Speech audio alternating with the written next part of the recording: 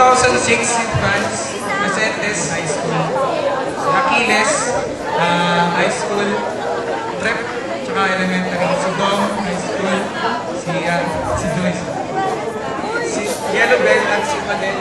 Batch 2006 kami. St. Mary's.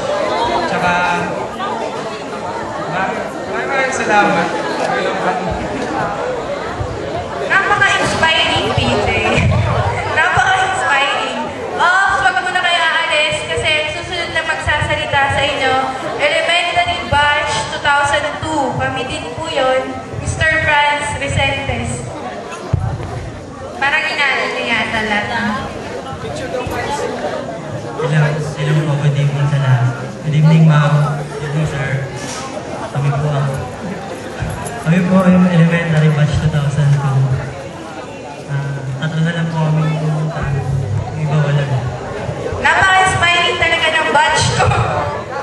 Marami po silang nasabi. Kaya thank you batch 2002-2006. Palakpakan naman po para sa kanila. 1998. Mario!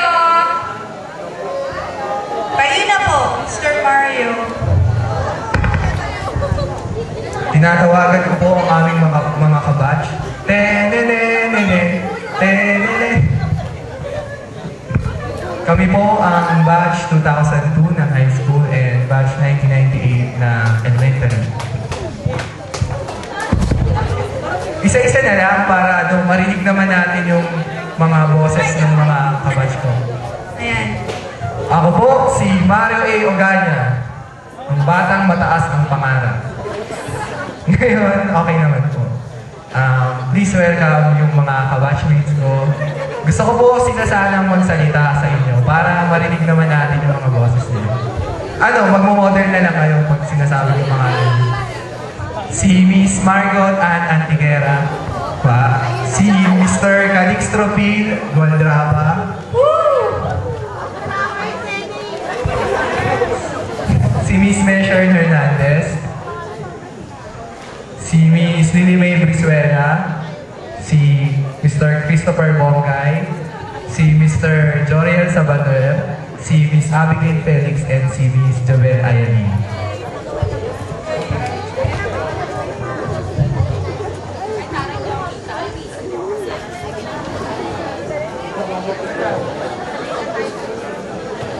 Maraming salamat po. Representative niya ay Mr. Arnel Corpus.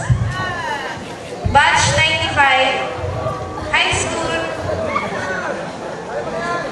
Nasaan po kayo?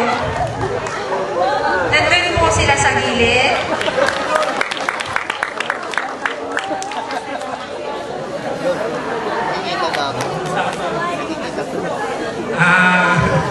Ganito kami sa inyo.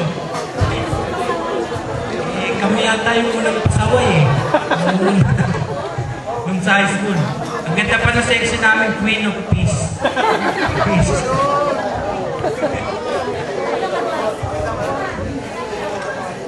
Miss Kisa po yata sa advisor namin, wala? Kasi umiiwas sa amin, umiiwas. Ito nga pala si Ricky Anoral, si Hazel Ariola, si Lucel Liles Perez Soriano, Amoy, ayun na yung uli.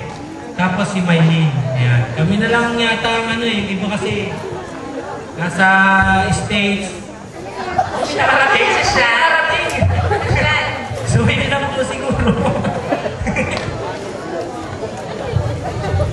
Bago po bigyan kayo ng isang magandang performance ng isang banda, sa punang inspirational message ng isa nating guest. Bali yung mga anak ko niya, nag-aaral din po sa St. Mary, so gusto lang po natin marigyan siya ng kaunting mensahe. Mr. Absalon Salvon. Okay, para sa ating school president, si Mr. Pablo Pioroda,